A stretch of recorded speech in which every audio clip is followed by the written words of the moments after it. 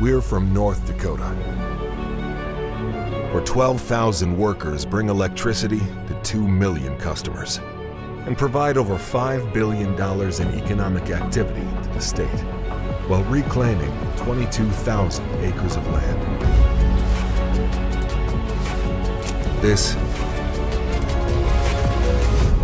is coal country. Find out more at lignite.com/podcast. The voice for North Dakota coal. You're listening to Plain Talk, the voice of North Dakota politics. I'm your host, Rob Port. If I sound distracted, it's because I've been busy covering this story all morning. I'm joined by my co-host, Chad Oban.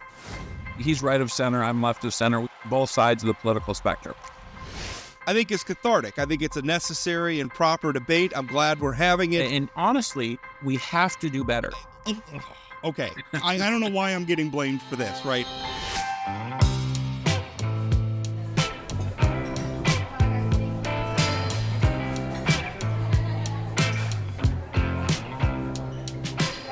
Welcome to Plain Talk, where we are coming to you live from what I can guarantee you. Now, sometimes it's hard to say that something is an established fact, but I'm pretty sure I can say that without a doubt, this is the only bar in North Dakota named after a 20th century German Impressionist art movement.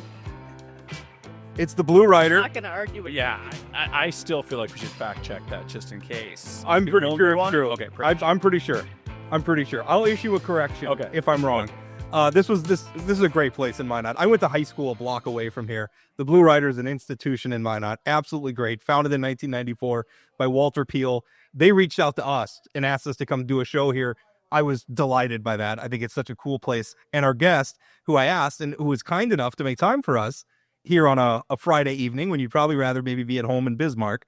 But you came in to do an interview with us, Congresswoman Julie Fedorchak. Julie, thanks for being on. I'm honored to have been asked, and this is my first time in the Blue Rider. Well, I've been a longtime fan of Walter Peel, and so it feels wrong that this is my first time here, but it is, and it's really fun to be here, and I hope to come back and be able to actually enjoy some of the things that they serve at the Blue Rider. They even did drink specials for us. We had a little conversation on the podcast about the origin of the term. You've heard hog house amendments in the legislature. You're familiar with them. You've probably had a couple of your preferred bills hog housed on occasion. It happens to everybody eventually. They actually named, because we had about where that term came from. Yeah, and I think Kristen Orr has sent us the fact that it started in South Dakota. South Dakota, yeah. We thought it was a North Dakota thing. So she claims. Yeah. We may need to fact check that too. $3 Hog House ham pints, and then also Oban 1 Kenobi shots. Yeah, actually named after you. Yep. I'm the host of the show. No drinks named after me. So that's the owners of Blue Rider know who really carries the weight on this podcast. So no doubt, here we are. No doubt. Here we are. The next cool bar you go to will have a drink featuring you, Rob. They did. When we were at the Look at Julie, probably makes you feel good. I know.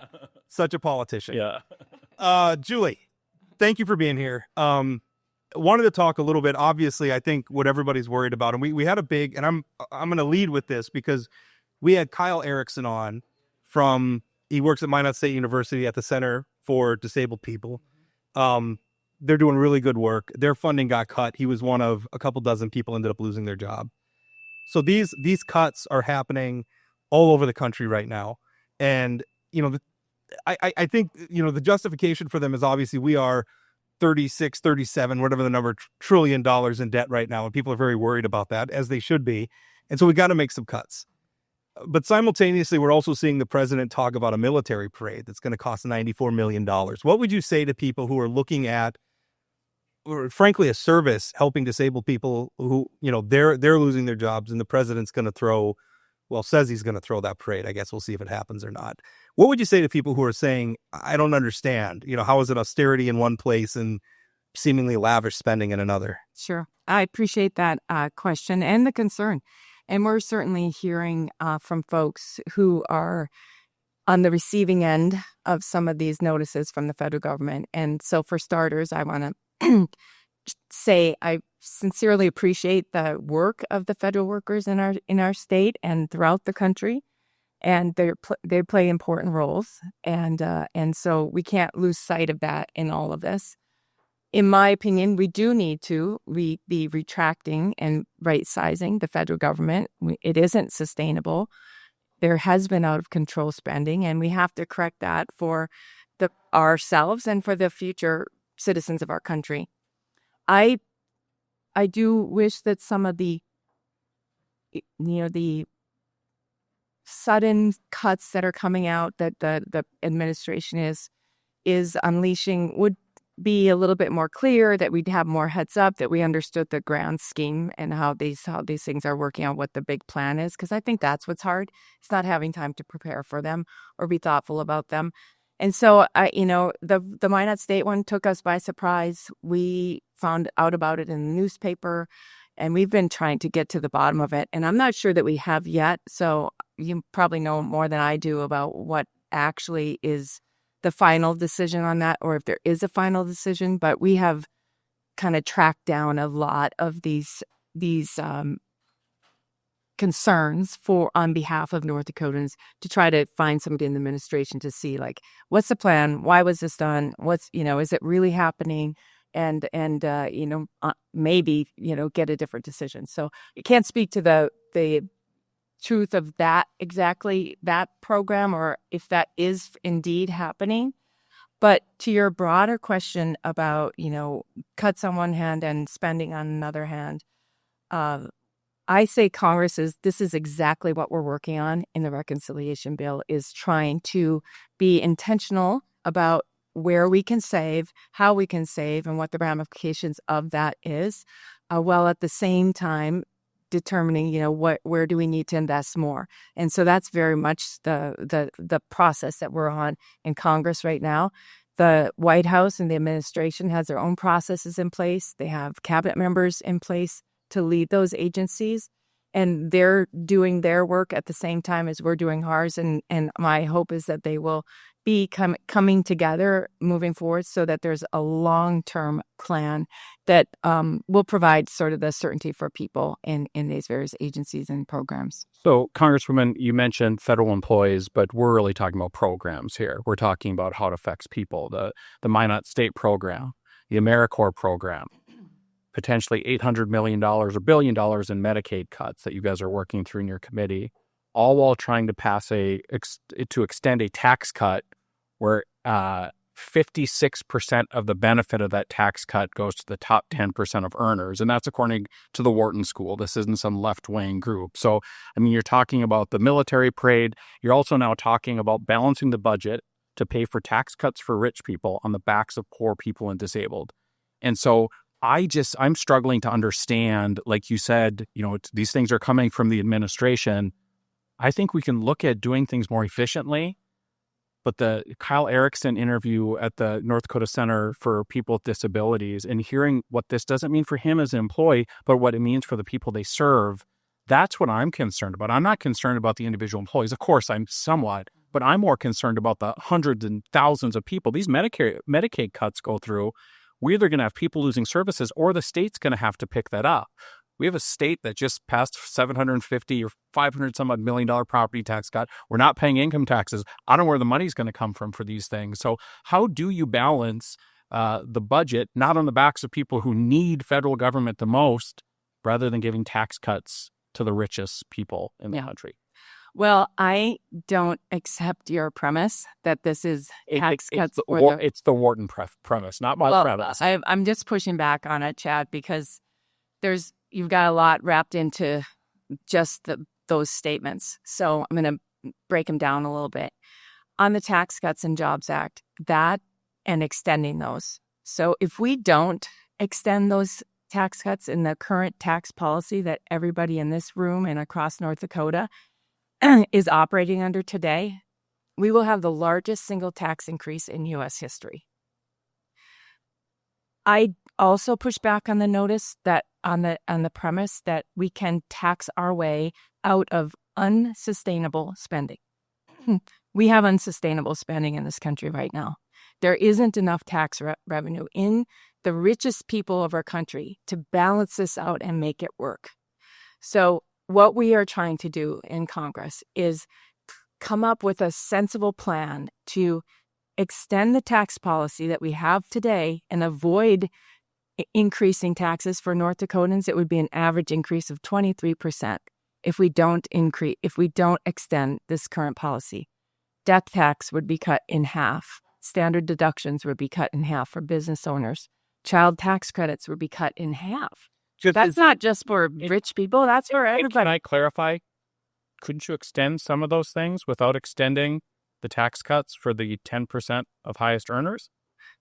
Certainly, and President Trump has put some of those things on the table, and that's in the mix. But I will tell you that a big part of the overall policy is trying to have the right incentive, the right climate in this country to encourage investment, to encourage job growth, to encourage business owners and people, small business owners and others to reinvest in their businesses and to go out and be part of the capitalist system and make money. So that, and the tax policy is central to that. I have heard from every business owner I've talked to this in the last 12 months that this tax policy is one of the biggest things that they need extended. It's really important. You're saying extended. There's no new tax cuts that are on the table? Not that I'm aware of. Okay. So it would be just continuing the current policy, because I think that makes sense. I don't think, I mean, again, if we're concerned about $37 trillion in debt, I don't think we should be cutting taxes right now. Right. This is an extension of the tax policy that exists today. And so if I might continue, then I need to come back into some of the Medicaid stuff too, because there's a lot of misinformation in what you were just talking about. But another example, so businesses like utilities, that the corporate tax rate was part of these tax cuts back in 2017 when they were passed. And businesses, including utilities, received those. When I was on Public Service Commission, that meant that the taxes that they had baked into rates were too high. So we came back and lowered those and took them out of the rates. So there's another domino effect. If that tax policy is changed and it goes up, then utilities will be paying higher taxes. They will be coming back and adding those taxes back into the rates, and people will be paying more for the utility bills. So it has a really profound effect on the economy as a whole, the tax policy. And like I said, we cannot tax our way out of unsustainable spending. And we have a really bad spending problem in this country. And to Medicaid, this is one of the central issues in the committee that I'm on, Energy and Commerce. And so I have spent an unbelievable amount of time in the last 4 months working just on this issue. And that, I didn't hear what she said. She said, "I love you, Julie." Oh, nice, a fan. That's not something people usually say when I start talking about Medicaid policy. It's not the love I'm getting frequently. So when it comes to Medicaid policy, even if we took out the $880 billion that we're trying to, first of all, that isn't in 1 year. That's over 10 years. So we're talking $88 billion a year. And it still seems like a lot of money. It is a lot of money. I mean, $88 billion is a lot of money, but it's not $88 billion tomorrow. And even if we do that, Medicaid spending is still going to grow by 25% over the course of the next 10 to 20 years. I can't remember the exact term. But only in Washington can you grow something by 25% and have it called a cut. That's a huge amount of money. But the CBO did come out and say this would affect people who are on Medicaid. Less people would be on Medicaid if you cap the amount of money. So this isn't, again, this CBO is a nonpartisan organization. I know that they've come under some heat over the last several years, but it's, so it's not just me or somebody saying that this is a cut. This is the CBO saying this will have a negative effect on people. It will change the program for sure. But there are some things baked into this program that very few North Dakotans, I think, understand or realize. For example, do you realize that we pay the federal government pays to the states $9 per dollar of state funding for every able-bodied working age person that's on Medicaid? Able-bodied working age person, the federal government reimburses states $9 for every $1 that they spend. If you take a disabled person or a poor person, a traditional Medicaid person, the federal government pays $1.33 per $1. Now, that is a distorted policy. Yes, thank you. I'm going to go to the ENC members on Tuesday and say, the head of the Democrat Party in North Dakota. The head of the Democratic Party 10 years ago. Okay, a former head of the Democrat Party in North Dakota said that's stupid because that's one of the things we want to change. There's no work requirements included in the Medicaid program today. I personally don't think it's good government policy to incentivize people to be unemployed long term. Their studies show that if you are unemployed after 6 months, if you're unemployed, only 10% of people who have been unemployed for 6 months get employed after a year. And so if you go longer than that, the likelihood of you working again decreases significantly. The federal government has to stop incentivizing that. That's inhumane. So those are some, and work requirements, audits. We're looking at the provider tax, which is basically, it's too cumbersome to try to explain it, but North Dakota doesn't even do it, but California, New York uses a provider tax, which is basically just a money laundering scheme for the state to tap in and try to get more federal dollars. The federal government, this was supposed to be a state and federal program, actually a state-run program that the federal government helped to support. And the federal government is on average paying for 66% of this nationwide.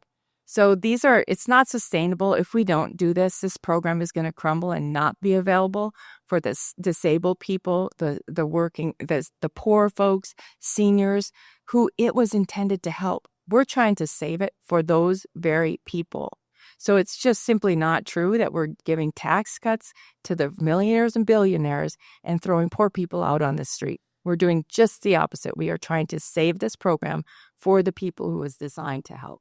Are you worried at all about, and I know last time I think we had a conversation on the show, you were talking about Doge and being pretty happy and excited. And from a certain perspective, I agree, because there's the hard thing about cutting out of federal budgets is somebody's getting fired, right? Some people are going to lose their jobs.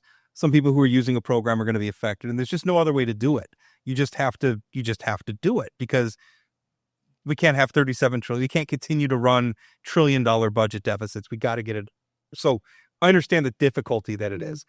I'm worried because there's a political vector where if you make so many people mad, they're going to show up at the polls next year and say, we want different leadership, and you're not going to get to finish this stuff. And so are you worried about the way some of this is being handled? Because a lot of times when you have Elon Musk on stage with a chainsaw, and you have, it seems at times indiscriminate. It seems at times there's been reporting in the Wall Street Journal and New York Times where a lot of the claims they're making about the amount of money that they're saving are not really adding up, but it's not really that much money. Are you still satisfied with the way all that's being handled? Well, I'm excited that Congress now is sort of front and center as we work on the reconciliation process, because we're dealing with the big structural permanent policy changes that members of Congress are elected to determine, right? And so, and you have cabinet members in place now, and they're leading the show on the administrative side. So I think that things are going to calm down a lot, and they already are calming down a lot, as you have people like Brooke Rollins in charge of the Ag Department and Doug Burgum in charge of Interior. Things will, I think, start. But you saw some of them showing up, like Kash Patel this week showed up, didn't have his budget ready. The law required it to be ready. He shows up for a budget hearing, doesn't have it ready. That doesn't inspire a lot of confidence. I think Pete Hegseth maybe also was in the same. I might be misremembering that, but well, I'm not going to defend everyone across the board, but I think just generally the cabinet members are in place. They're leading. There's more horsepower in the administration to get this stuff done from their side. But more importantly, in my perspective, is the work that Congress is doing. We are tackling some of the biggest problems that have existed for decades in our country. We're tackling student loans. Have you looked at what's come out of the education department? I mean, I'm not an expert on it because I haven't worked on it in that committee, but it's pretty exciting, some of the new signals that we're trying to send to universities and students in terms of the financing of education, public or advanced education in this country. That's long needed attention. We're dealing with that. We're dealing with the Highway Trust Fund. We're dealing with how do we account for electric vehicles who don't pay gas tax, and our entire infrastructure system is funded by the gas tax. So how do we fix that? That is being handled by this Congress right now through reconciliation. We're looking at Medicaid, trying to make that sustainable long-term and save a bunch of money in the process and start sending proper signals to the citizens of this country and to the states who are our partners in that program. So I'm excited about that because I think those are the structural changes that we need to make, the policy changes and baking in the tax cuts and long-term and the tax policy long-term sends a signal to investors, to business owners, to farmers, producers, manufacturers, that here's what the tax policy is going to be moving forward. That's really, really important. And we're also dealing with regulatory relief too, which is another big, probably the number 2 thing I've heard from businesses all over North Dakota is get the government off our backs. It's costing us time and money, and to what end?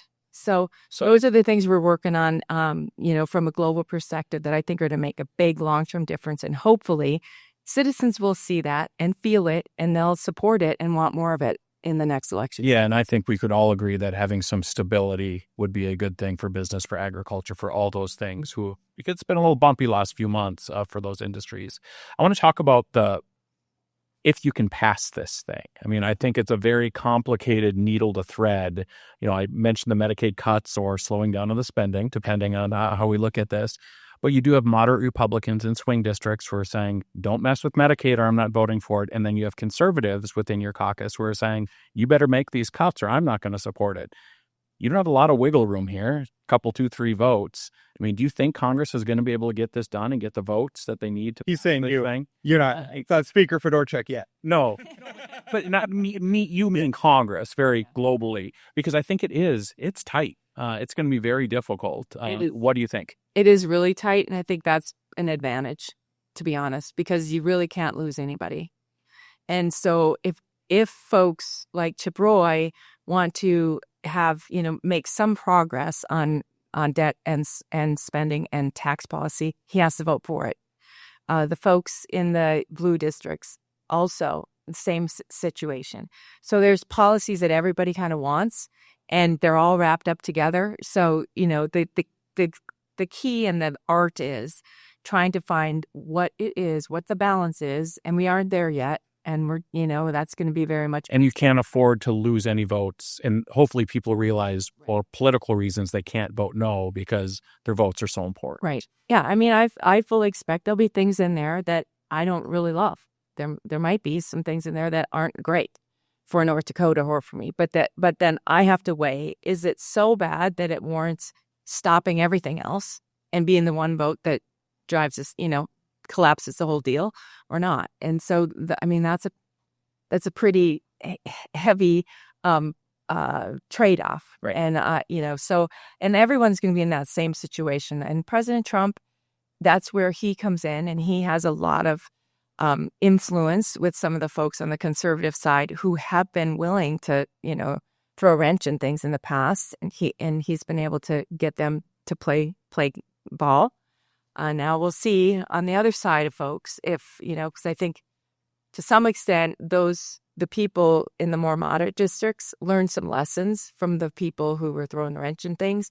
And now I'm afraid, if I have one fear, is that some of them want to have that same effect. And then you have to get it through the Senate, which is a whole nother ball game after you get it through the House. Yeah, right? I think so. But I think the Senate is, once we get through the House, I think the Senate isn't going to be, I don't think they're going to be the problem. So, or the challenge, I should say, the challenge. So I am optimistic, really optimistic. I think most Republicans in the House are pretty optimistic that this is a historic, once-in-a-lifetime opportunity to redirect our federal government, to right-size it, to start getting on the right path, and to start sending better signals to our business community and investors about the future of America, that, we're open for business, come here. And so I'm very, very excited and optimistic. Going back, it surprised me when you said that you learned about the cuts here in Minot. I guess I'm bringing up we're in Minot. I'm sure stories like this for communities all over the country. But you said you learned about them in the newspaper. Yep. Does that concern you? I mean, you're part of the legislative branch. I mean, is there a way to sort of slow this down a little bit and make sure that we're not cutting our nose off to spite our face, or we're not making bad cuts, as it were? I mean, understanding that cuts need to be made and some of them are going to be hard, but I mean, is there a way to do it better than this? Well, I was an elected president, so that's up to him. He's the head of it, and he was supported by a vast majority of North Dakotans and a majority of citizens of this country. He gets to decide how he wants to do it, and he wasn't unclear about what his plans were. And so he's really is delivering on what he said he was going to do. We can all argue about we'd do it differently, and I would too. I wouldn't do it this way. But from my perspective, it's important to have a strong leader in the White House. We had 4 years of somebody, I'm sorry, Chad, but President Obama was dangerously disconnected. President Biden was dangerously disconnected from the leadership that was needed in this country. We could have a whole podcast on things I've learned. But he's not the president, though. I know, but the current president inherited a lot of things that were left undone by him. And so there's been a lot of work to do. And I'm not saying the budget situation was not just a Democrat problem. That has been a problem by both parties. Well, that was the difficult thing, because it seems like every time, I mean, I remember back when it was Paul Ryan and some others, sort of leading the charge. And, the thing that they got bogged down is it's great. You ask people, should we reduce the deficit? Just about everybody agrees. Well, should we reduce the deficit by cutting this arts program? Well, now some people are going to be like, well, hold on, not everybody. And that's the problem, is the federal spending is so prolific and so ubiquitous in our society that you can't cut anything without making some people mad. So how do we navigate that so that people understand that some of these cuts do have to be made? Well, that is really, really true. And I see it every day, because I have folks coming through my office saying, "Oh, please, we know, yes, we're $36 trillion in debt, and we have to cut back. But this program is really great, but not this $400,000, or not this $50,000." Right. And it gets to the central question of what is the role of federal government. And for me, I'm comfortable with making that case that the federal government has a much slimmer role than what it has filled in the last couple of decades, and that's grown. And so where we can start pulling that back and sending things back to the states, we need to do that. But also, I think what's important is it doesn't have to happen overnight.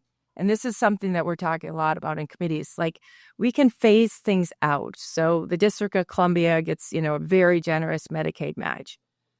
We can phase it out over 10 years, like start saying, like every year you go back, like you start 4 years from now, and every year after that, you cut it back by 5%, say. So that's just one example. And across the board, there's so many programs that you don't have to cut them overnight. And I know that the current administration has done plenty of cutting immediately. But from the standpoint of Congress, when we look at some of these systemic changes, you will see them being phased in longer term to minimize the impact. Because yes, it's like going on a, starvation diet after you've been, eating whatever you want at Christmas time. And that's kind of the situation we're in. So we have to wean the citizens off of it and start allowing folks to find other ways to fill these funding needs. NPR and public television as one prime example. Why do we still fund that? Why is there, millions of dollars going to fund public television? So I'm more concerned. I love it, but it doesn't need to be funded by the federal government. So this week we had the acting FEMA director who was fired because he went to a hearing and said he didn't want FEMA to be closed. The president and Secretary Noem have both said they want to close FEMA. We're sitting in Minot, North Dakota. Grand Forks isn't that far away. A place where the federal government has had a big role in North Dakota over the last couple decades is FEMA. Are you concerned about the idea of closing down FEMA and what that would mean for places that have gotten very wet, like where we're standing right now in the past? That seems like a big deal for the federal government, where that's not NPR, that's not that kind of spending. that's affecting people's lives right here in Minot, North Dakota. I think that it's fair to ask, can we do it a different way? I mean, do we need to have FEMA, the agency of FEMA, running those programs, or is there a different way we can do it? Are there ways we can send the money back to the states? Is there another federal agency that should be handling those funds? But then why not talk about it that way? I mean, why not say, well, FEMA's not, we can consolidate and we're still gonna, the federal government's still gonna be able to respond to emergencies, but we're gonna do it this way instead of that way because it's gonna be, or whatever the plan is. Why not talk about that plan instead of shut down FEMA and fire the guy who doesn't, or the Department of Education or those kind of things? If I was doing it, that's how I would do it. I would talk about it this way, but I'm not in charge. But are you concerned about the potential loss of funding for FEMA? Because FEMA is one of those things where if you've had a disaster, you really are concerned about the FEMA funding. But if you're in a place that hasn't had a disaster, then not so much. I mean, we've had perfect examples of Ted Cruz and others who are against funding, and then all of a sudden, there's a hurricane in Texas, and now we're really concerned about this funding. I think the federal government long-term has a role to play in helping communities and states recover from disasters, because when you look at the federal government roles and responsibilities, that's something that, huge, very costly disasters aren't something that, individual cities and places can recover from. So that's it's like an insurance policy. It's spreading the risk over the course of all the citizens. Personally, and I haven't even talked about this to anybody in Congress, I'd like to try to find a funding mechanism that would exist to help support a long-term federal disaster recovery fund. Some sort of a funding mechanism, whether it's through insurance or home ownership policies or something like that, so that it isn't always, because it's hard to plan for. We can't budget for this stuff. And so it makes it hard to have a sustainable, like a balanced federal budget would be impossible if you're going to have a never-ending check for disasters. So how do we insert some sensible planning into this, some certainty and a funding stream so that it isn't we're not going into the red every time we have a major federal disaster someplace. And I guess I understand your point. You're the legislative branch. You're not Donald Trump. You would have some stylistic differences, I'm certain. But the decisions that he makes redound to what's going to happen in the midterms coming up. Trumpism works really good for Trump, as we found out now. Down ballot, it's more of a mixed bag.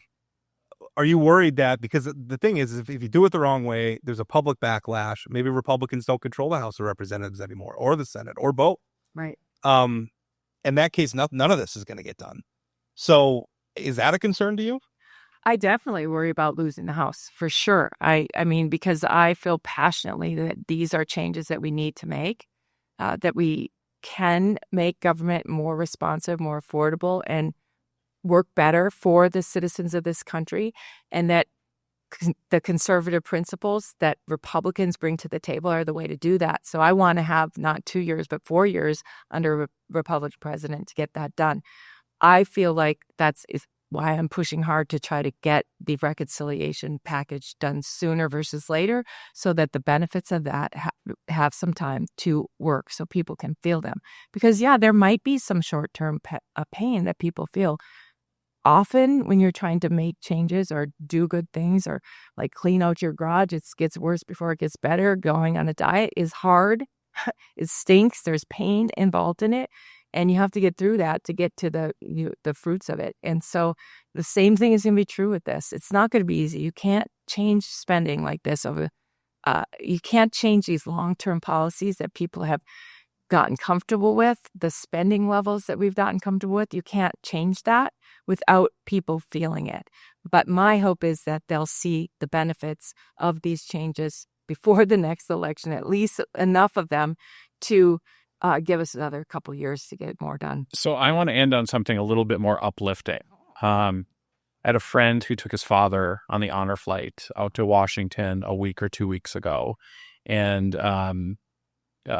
his dad, Russ Gilbertson, was on the news with tears in his eyes talking about the welcome he got back when he came back I think he flew into Minot through in here.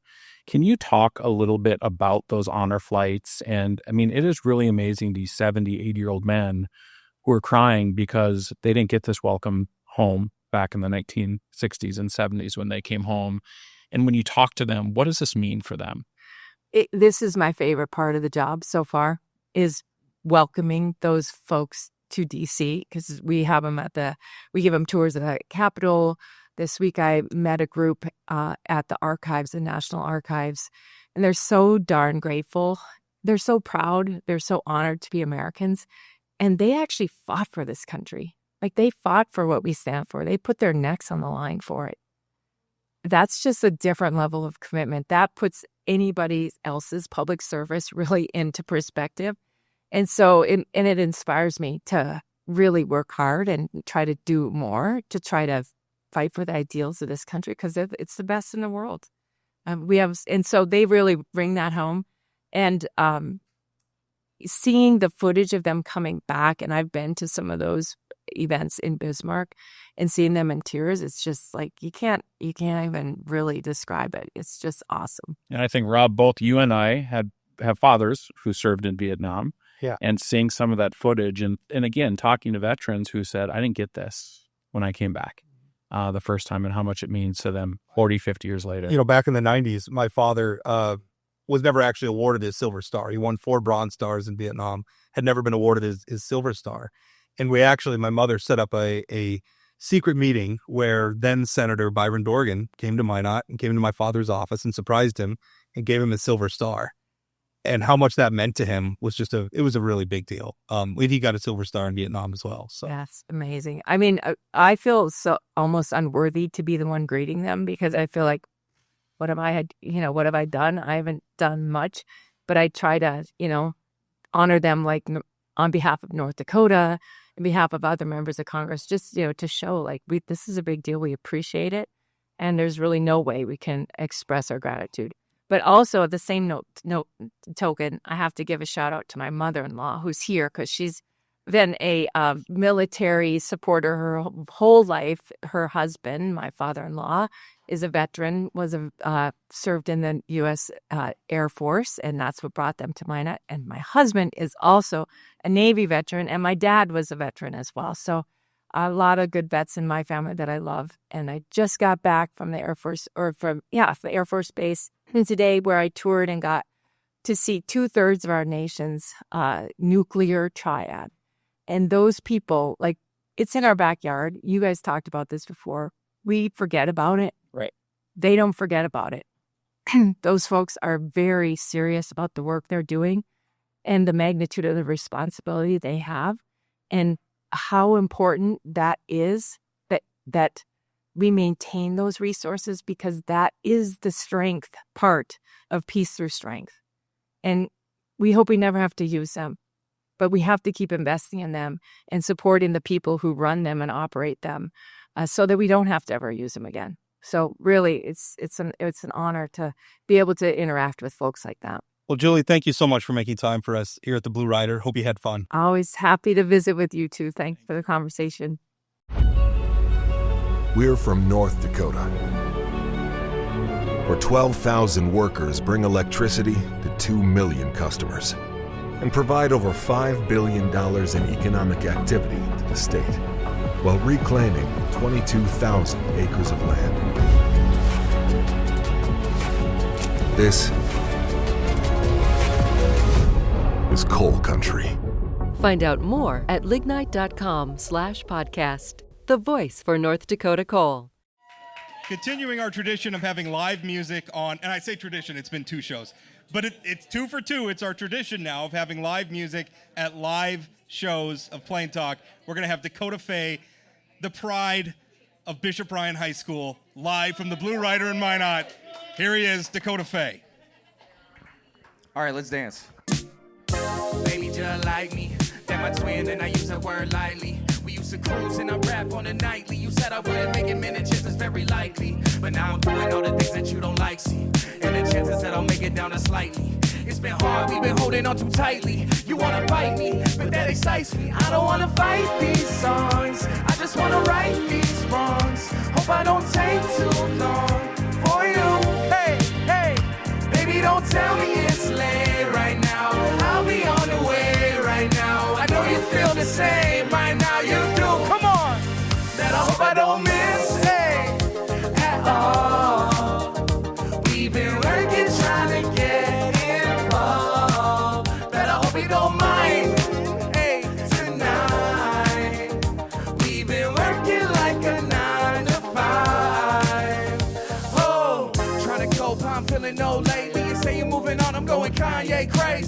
Ain't nobody gonna steal my baby.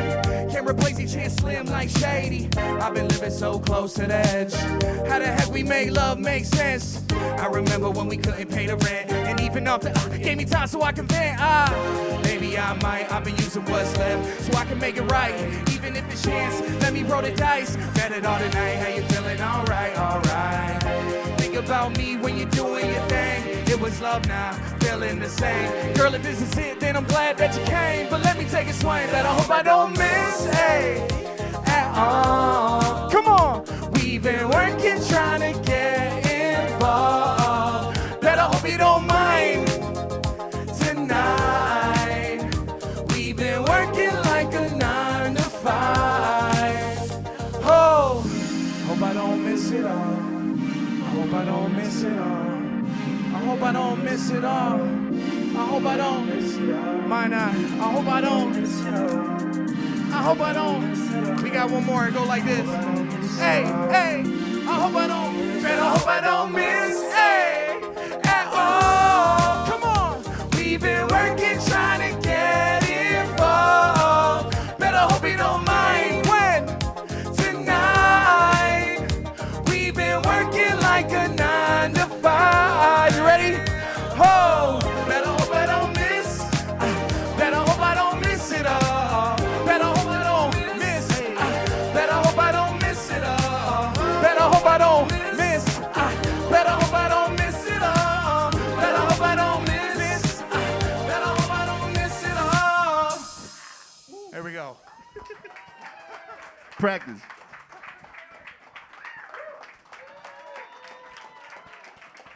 Welcome back. You just heard a wonderful performance by Dakota Fay, who's now our guest, who I introduced as the pride of Bishop Bryan. Yeah. Which is true. Oh yeah, Lion Bishop Pride. Bryan, Lion Pride here in Minot. Although I was a Magi. That's a Minot. That's I know 10 graduates from Bishop Bryan who are frustrated right now.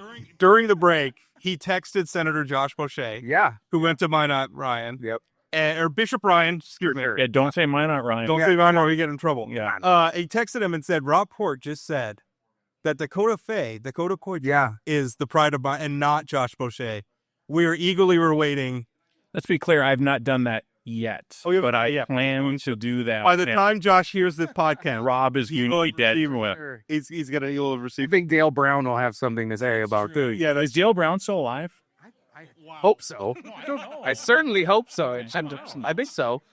I got him to sign a Shaquille O'Neal card one time. He came to the school. I was like, "Will you sign this for me?" It was like an LSU card, at least. There you go. But Good stuff. yeah, So but I'll take it. you're a super talented person. Now, I got in touch with Dakota Fay's music. His performing. Minot has this wonderful event. Called Community Rocks. I've been going to it for the last few years. It's where the orchestra plays rock music. People sing. It is so cool. Right. Dakota, first I saw Eminem's "Lose Yourself." Yes. which was amazing. For sure. This year you played some of your own music. I did. I Feel Good is one of my. I listen to it in the Thank you all very the much. time. It's a great, get up and that's why I made it. Yeah, brushing my teeth. It's a great workout song. In the car, getting ready to go to work. Some of us did this work out more than others. Oh yeah, working out by me lifting the. I was going to say, isn't brushing your teeth working out? So that's one and the same. It's like, that works out the. When did you or whatever? When did you decide that you were going to pursue this career? Very young. Funny enough, I was in Bishop Bryan, missing a lot of lectures because I was writing raps during class. But started very young. I started as a kid writing poetry. I was very only child, very introverted.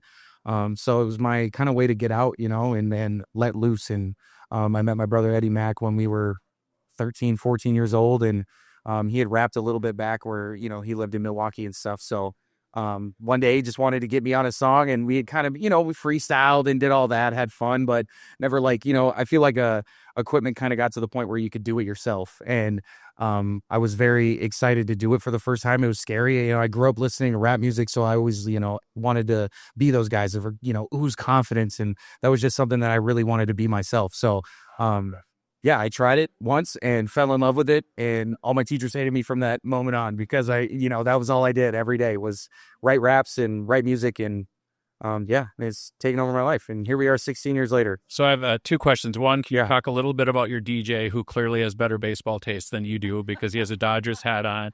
And secondly, can you talk about some of your influences? Yeah, absolutely. So, DJ Khaled, the best DJ in the world, not so good at baseball favorite team decision making, but his name is Cali. He's from California. So he inherited the best, biggest spending team in the MLB. That means good business. Good.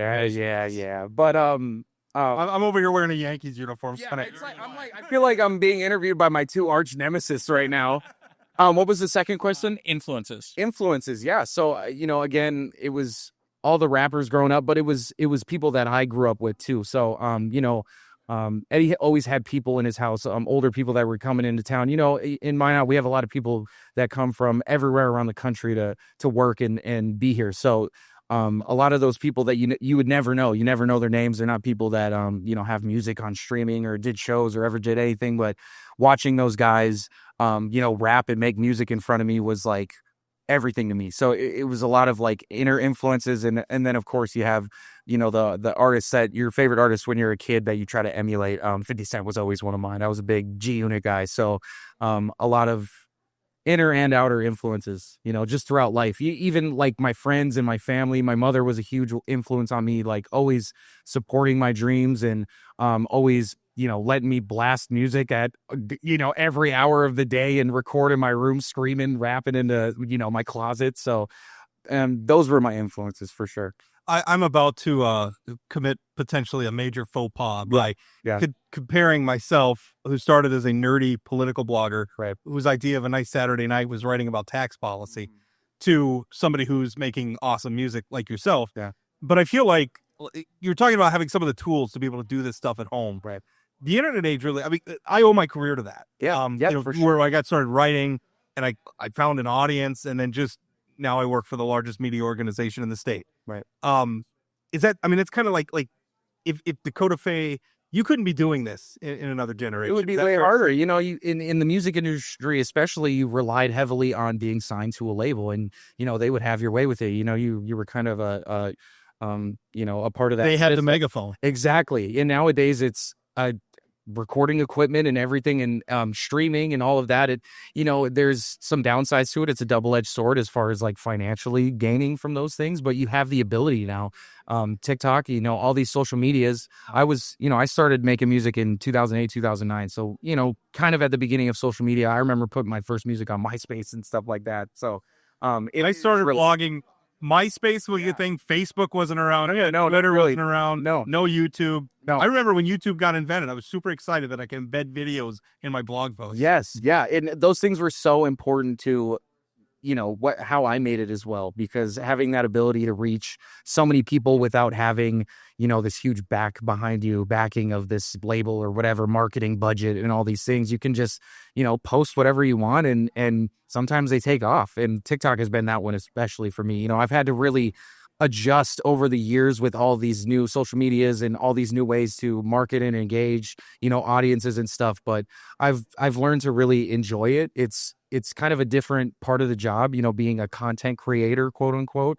It could really get on a lot of artists' nerve to be that, because a lot of people just want to make music. But for me, being able to express the art visually and that way too has been incredible. And I've really seen a growth in my career because of social media and stuff like that. So it's been crazy to kind of be on the inside, but outside looking at, the growth of social media and how it's really, benefited independent artists like myself. Oh, especially, you couldn't be living in Minot, North Dakota and doing what you're doing if it wasn't for social media. No, I'd have to move to LA or New York or Atlanta or wherever the case is. So where do you play around here? I play everywhere. I've played in this exact, but, not just right before this, but, over the years, I was playing wherever I could, all around the state. I was going to open mics, doing these shows where we're not making any money. We're packed 4 deep in a little car, eating gas station food, barely having money to, eat or whatever. But I've played every single place you can imagine. I've played the Bagel Stop on Broadway. I've played the Tobby Art Museum. I've played,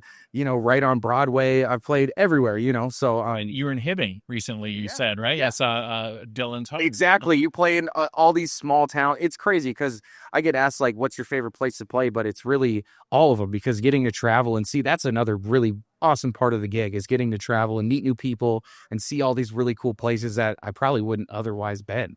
You've got a really big gig coming up in Sturgis. I do. Yes. I'm opening for Tech 9 at the Sturgis Motorcycle Rally, which is, they pretty much quadruple in population during that week. So I'm a little nervous. I've never been there during Motorcycle Rally Week, but I'm really excited. Tech 9 is a huge musician when it comes to independence. He has the biggest independent label in the world, any genre, just so happens to be rap, strange music. So he's always been a huge inspiration for me as well. Getting to go there and show off my talents. And I really feel like me and my team, we really deserve it. We deserve to be there, and we're going to shut it down. How'd you connect? How did you get picked to be the opening act? Well, Jade Presents, I don't know, so Jade has really, I don't know if he's taken a liking to me over the past couple of years, but how could he not? It's really awesome, so over the past couple of years, getting to work with them on shows, my tours, doing shows in Fargo, I've worked with Jade Presents, and I think I've just made a good impression, done good business, really shown my work ethic and the music. And so, he asked me if I could, and I definitely jumped on that. That was the fastest email I've ever said yes to in my whole life. So one of the reasons I want to have you on, like I said, I became familiar with your music performing with an orchestra. Yeah. What an eclectic thing. For sure. But you were there. Part of what the Community Rocks concerts do is they raise money for different causes. Right. This year's cause was the F5 project. Yeah. You're also a part of that. Absolutely. How did that happen? It was incredible.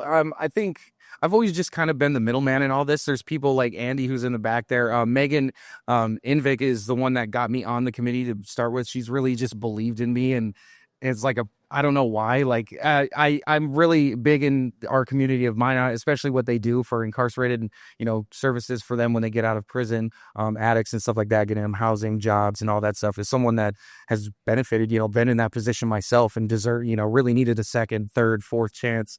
F5 Project does incredible work for the city and the whole state. This is just the Minot office that I do, but we had Bismarck and Fargo and all these places. So what they do is really incredible, and I was really glad to kind of facilitate that, I guess. I'm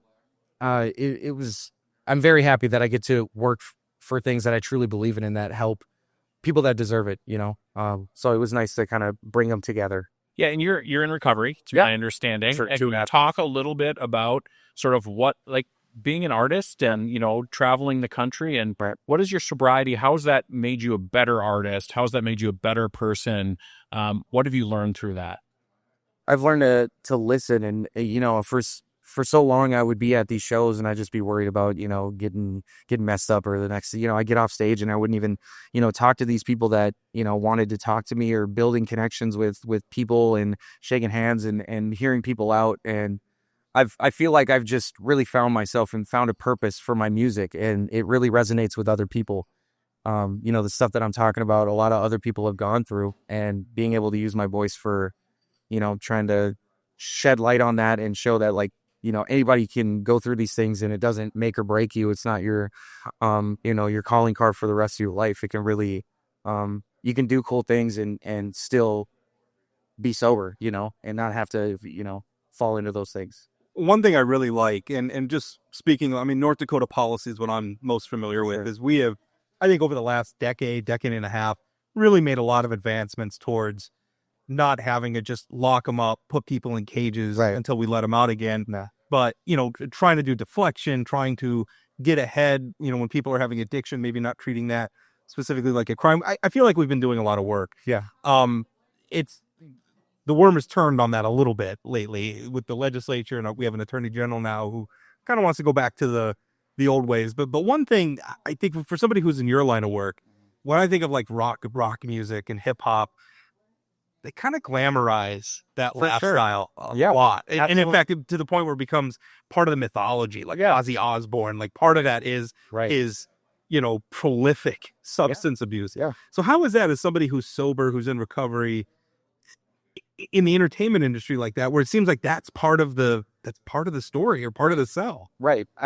I definitely fell victim to that as a younger musician. I felt like that was the lifestyle that I had to lead, partying and being the wild animal and all these things. If you're going to be the rap star, you have to party for sure. But I definitely think that there is a huge, it's not just, it's in music too. You have artists like Jelly Roll and stuff that are showing the other side of that where, you don't have to, Well, that was a connection I wanted to make. It's like even in North Dakota, pretty conservative state. Right. We're having a much different attitude about some of that. And then you're starting to see it with, like you mentioned, some performers, and Chad and I were talking about this a little bit before, performers who are, I want to say this sounds weird, openly sober. Yeah. One of my favorite artists is Jason Isbell, who became sober, 10 years ago, nearly died, and he's now real famous and doing a lot of really great work. And I appreciate about you're openly talking about this, right? This is something to be proud of. So talk about how you're mentoring other folks who are maybe looking at going into recovery and quitting their substance. Is it just talking about your story? Is it something that you do? I think so because, in a lot of these programs that, they have you talking to other people that are going through the same things that you are. And if you see people in these lines of, work and entertainment that you really admire, talking about it as well, it becomes a lot less taboo. It's like anything with mental health, we're talking about it more often.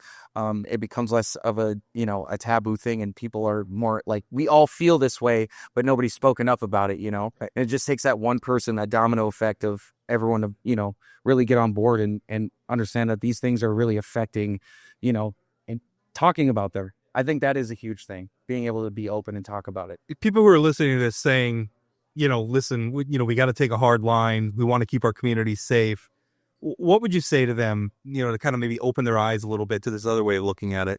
Well, I think you guys made a good point earlier where you were talking to Congresswoman that, people have an opinion on things until it affects their lives, until you see it, you have a person in your life that's gone through addiction or hard times or whatever, you kind of brush it off as like, we need to be supporting these people. Like Narcan shouldn't be free. That was a big one that I heard, people arguing, about insulin. It's like, why do those two things have to be related? I think it is affecting a lot more people than we understand. And it is a big deal. And these people aren't criminals, they're addicts. They're, this is a disease that's especially ravaged our state.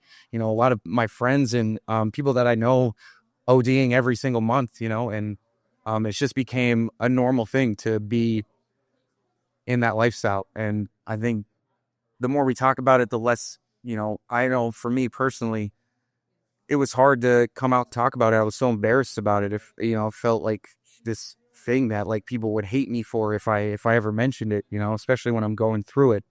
And now that I'm out on the other side, I know how important it is to let people know that they're not alone in it. So I think this is very interesting. Dakota, I was not aware of you before Rob made me aware of you, and I watched a couple videos, and your performance was great. Rob is a hip-hop promoter now, evidently, which is... I don't know how the hell that happened. Yeah, we're bucking my neck. There you go. What do you got coming up? What kind of music are you working on? Where are you going to be? I mean, we talked about the show in Sturgis, but other places where folks can see you? Tons of stuff. So my website, Dakota Fay, is it goes back to the MySpace days. I'm used to the coding, so I'm very proud of my website. You're talking to a guy whose career owes to a blog I built in 2002. I know all about that stuff. So I'm an independent artist, so I'm constantly on the road. We're at a bond over HTML here. Oh my goodness. So I'm constantly doing stuff. I'm always on the road. I'm always releasing new music. I have to be, the train keeps going whether you're on it or not. So I have tons of shows coming up. I'm going on the Pacific Northwest at the end of the month for the first time, playing Portland and Missoula and Eugene. Just building that spider web out. I'm constantly, connecting, and you guys know more than anything, like in a lot of these entertainment industries, it's connections, it's building good bridges and doing good business that way. So I have tons of shows coming up. What's your website? DakotaFay.com. Dakota Fay. And don't forget the H. Dakota. OTAH. That's spelled like the state spells it. Yes. Spelled DAKOTAH. FAYE.com. Yes. And then they can find all your socials and everything there. For sure. Yeah. I try to keep it very got to be very like, keeping everything easy and for everyone to kind of find you and do all that. So I'm very excited. I have, my birthday is on Monday, May 12th. And Hey, I may or happy may not. birthday. Thank you very much. So I may or may not be doing something crazy as far as music goes on that day. So, So it sounds like now's the time to subscribe to your socials and stuff. now is the time. Get on it right now. Thank you so much for doing this. Thank you for performing for us. It was wonderful. Thank you. Next time we'll talk about budgets and programs. Hey, if you want to weigh in, we got time. Well, no, hold on. If we have time for another segment, how about the fact that the braids? Oh, please. It's turning into torture. All right, thank you. Thank you. Absolutely. Thank you very much. Appreciate it. We're from North Dakota, where 12,000 workers bring electricity to 2 million customers and provide over $5 billion in economic activity to the state, while reclaiming 22,000 acres of land. This is coal country. Find out more at lignite.com/podcast. The voice for North Dakota Coal. Welcome back. Thanks again to the Blue Rider for letting us pretty much take over their business for the evening. This has been so cool. I mean, between Dakota and then having Congresswoman Fedorchak here, it's pretty cool. And Congresswoman Fedorchak, you hung out for the show. Yeah, I saw her and Dakota talking a little bit. Yeah, maybe you could perform on her campaign. I don't know. No, I think what we're looking for is a duet here. The duet. Yeah. Fedorchak singing backing vocal. As long as I'm not. No, you bring up a good point. You should be part of this. No, as well. I should not. Some of the backing vocals. I should not. I am not talented in that way at all. Great interview with Julie. I think she's like so many of these Republicans. I think between a rock and a hard place, because on one hand, she's not going to be critical of Donald Trump, and that's the political reality. Is somehow she's critical of President Trump on this podcast, and then somebody hears it, and somehow it gets back to the president. I'm not trying to pretend like the president. You don't think the president listens to this podcast? Not regularly, but I think that if it's mentioned and Google finds it and somebody gets an alert, he could find it, and next thing you know, he's tweeting at her. She doesn't want that. Right. On the other hand, I don't think she likes the way these cuts are being handled. No, there's no way she likes the way the cuts are being handled. And I have to say, in terms of the tax cut she's talking about, I understand it's a continuation of the Trump 2017 tax cuts. But the way she was talking about this, as if you have to have the entire package and you can't just pick and choose from things, that frustrates me. You don't have to you don't have to give the tax cuts to the wealthiest among us. Again, we're doing all these cuts. We're saying that we don't have enough money to fund things like programs for disabled folks, but at the same time saying, well, we have to extend these tax cuts for the richest 10%. There is a connection between those two items. Yeah. She doesn't want to admit it. There are. I do struggle with the way we talk about this sometimes. I think she had a fair point about reducing the rate of growth on Medicaid is not necessarily a cut. No, I understand that. And also like continuing an existing tax cut is not a new tax cut. Well, it is a new tax cut that has to be renewed, or else it's going away. But it's existing policy now. Absolutely. And it would continue if they renew it. But you and I both know that when you're looking at a budget situation, you have to look at the revenue side and the expenditure side. And I think side. that's fair. To me, it's just more let's be accurate about what we're talking about. I'm not necessarily against, actually, I kind of like that President Trump has started talking about raising taxes a little bit. Now, I realize that sounds weird. He's not talked about raising taxes. He's talked about not continuing the tax cut that's already in place. Yes. Okay. That's okay. Fair point. But if we didn't continue it, that would be a tax increase. It would be from where they're at now. I also think the Medicaid stuff, it is so in the eye of the beholder in terms of what this looks like, right? I mean, the stuff I was quoting is from the Congressional Budget Office, right? And so to say, and the moderate Republicans are saying this is a cut. So she can say it's a slowing down of the growth, but it's not just me that's saying that this is a cut. And I guess you could get really specific and say, well, where does inflation calculate into some of this stuff? And I understand that. And I think the reason why we have $37 trillion in debt is because what the public wants is they nominally want balanced budgets, but they also want the stuff from the federal government. They also want low taxes, and Congress has been giving it to them. And the only way to undo that is frankly, we do need to cut some government, and we also then need to price the remaining government appropriately. Yeah, and I also think like the conversations about FEMA, everybody wants to cut FEMA until you need FEMA, right? I mean, Minot needed FEMA. Grand Forks needed FEMA. The folks that experience hurricanes needed FEMA. And the problem is you live in a part of the world like this, we only need FEMA every 40 years. What would have happened in North Dakota if we didn't have it? The state could have picked up that tab. We wouldn't be here right now. We wouldn't be building flood control right in Minot right now without the federal government making funds available. So I think obviously whenever we're talking about making cuts, and I don't like that there's going to be a little bit of pain.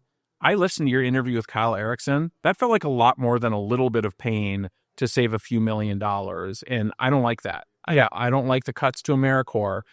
These are real services, and it's not just about federal employees. Well, it's about services, and that's what worries me when we're being indiscriminate, and it worries me across two lines of concern. On one hand, I'm worried that we're going to cut things that are really helping people that are not the problem in federal spending. But the other thing is, and this is a political consideration, is if they want to continue this, if they want to get this done, it's going to take the entirety of the Trump term and probably then some. But if we get to the midterms, and I think this is the thing, and she didn't really give us a straight answer, but I think the really difficult thing is if they keep going like they're going, I think it's going to be a bloodbath for Republicans in the midterm. Maybe not in North Dakota, given the way the political winds, but it doesn't matter if all of a sudden Julie Fedorchak's in the minority in the House. So Julie wins and they lose 40 seats or 50 seats. Right. It doesn't matter that we have a Republican. I mean, at that point, the Trump agenda is dead. Yeah, dead in the water because Democrats aren't going to play ball. Yeah, because and that's part of the problem too of the way the politics are now, where there's no friends across the aisle. There's no friends across the aisle. But I also think we live in a time where it might not matter what the Republicans are doing. Americans want instant gratification from whoever they elect. I think Democrats are going to take over in 2 years. Well, and here's the other thing, just really quick. I don't want to hear Joe Biden's name come out of these guys' mouths anymore as a way to deflect from the garbage that President Trump is doing. I think that's fair. If you're going to talk about him, then you need to talk about a very specific policy that he implemented. Right. And it can't just be but Biden, yeah, which they like to do. Yeah. Or but Obama. Or but, yeah. Well, that too. Yeah, she kind of misspoke there a little bit. It is frustrating to watch this unfold, and it's frustrating to think that we really do need to balance the budget. And I'm thinking back to another era, like the 1990s, when we had a Democratic president, and he came in, and then that first midterm was 1994, Newt Gingrich and the Republican Revolution. They got slaughtered, but what did they do after that? They reformed welfare, so balanced the damn budget. Why did they do that? Because they were able to work together, because it was split government, and but also it was a different era. It was split government, but there were enough Democrats and enough Republicans who would play ball with each other, right? That it went. And now we're in an environment where nobody wants to give the other side a win. But how can we get to the point where we actually have real conversations about fixing things when the vast majority of Republicans won't say anything negative about this president? Won't say anything he's doing is wrong. Yeah. And I mean, to be honest with you, we kind of went through the same thing with Joe Biden, where Democrats were pretending like he wasn't clearly infirm. But we like the policies. Right. And so maybe it's the same thing. Maybe it's the same thing that you're saying is that, Democrats like the policies and what was coming out of that administration. So therefore they maybe had some blinders on.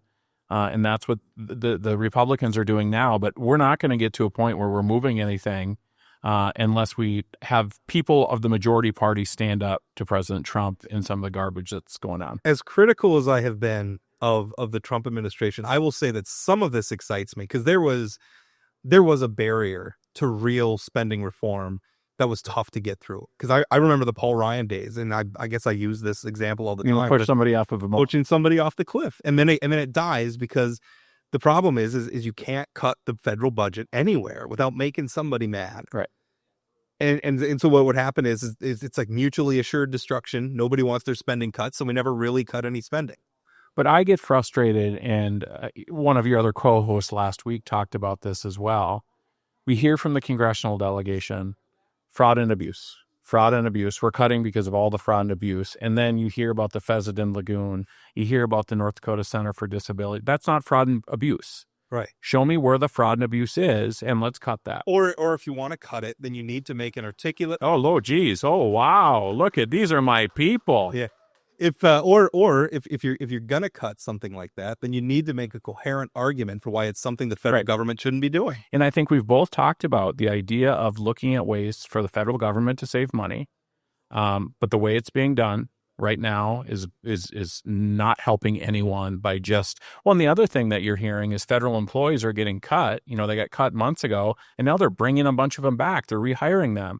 Well, maybe you should measure first before you cut. And by the way, how much more does that cost us? Of course. Off-ramp them and then on-ramp them again? There's a cost to that. You may have just cost us more money than you supposedly saved. And she didn't, I asked her this, she didn't really address it. But I mean, if you look at some of these spending, these savings that DOJ is supposedly racking up, if you read through them, a lot of the math doesn't add up. I mean, they're double counting some. Some of them, you know, it was like an $800 million program. They called it an $8 billion program. So they had like a decimal point problem. I mean, we shouldn't be surprised that the math doesn't add up when it's being ran by a guy who's just on stage with a chainsaw doing performative politics, right? I mean, so I think DOJ in concept is something that Americans like. DOJ, with the way it's being put into practice, is something that's been a disaster.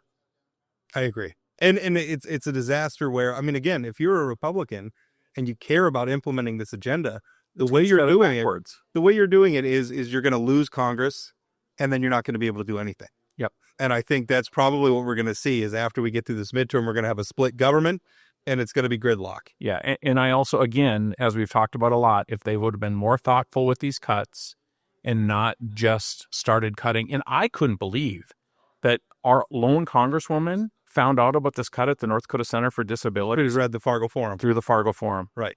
That is not the way that our government is supposed to work. I mean, why aren't they calling our congressman or our senator and saying, hey, we're looking... Give them a heads up. Or just say, hey, we're looking at this program. Do you have any concerns with cutting this? Right. I mean, talk to actually... Or could you make a list? Could you help us go through the list of federal spending in North Dakota and identify some places? That we could. And that's a good... I mean, at some point, the cuts have to be painful. But maybe there's... I can't think of anything off the top of my head. Maybe there's some low-hanging fruit where we could all just agree on, hey, we don't need this. There's some empty buildings, right? There's some empty buildings. There's a federal courthouse, what have you, that we could do. That's pretty easy. This is our first show, you and I, together since the end of the legislative session. Any thoughts on the end there? I'm glad it's over. Yeah, me too. Yeah. I mean, I don't know that... We're on vacation. I stayed up till 4 a.m. to watch it. Listen, a guy deserves vacation periodically. I mean, 6 days, going to see Pearl Jam, going to 5 Dodgers games. My life is hard at times, but I did miss the last 2 days. I wouldn't say I missed the last 2 days of the session, but it was happening. I was keeping you up to date by text message. Which I appreciated. You and a lot of other people, as if I was going to change anything that was happening when I was... I was mostly just venting. Yeah. But no, I think I hated what happened with campaign finance. I thought that was just a lack of professionalism. That's going to haunt them. Right. Did you read my thing about the potential lawsuit? I think you're right. Now, the thing is, I don't have any, I'm not pretending to any insight. It's not like I've been talking to somebody at the Ethics Commission. I think if you watch some of their meetings, it's pretty evident where their mind's at. But this is a real problem. And where my understanding, the governor has 15 days to line item veto anything in budget bills. So he might have some left in that. So it has to be a budget bill. That's the only place where the line item veto works.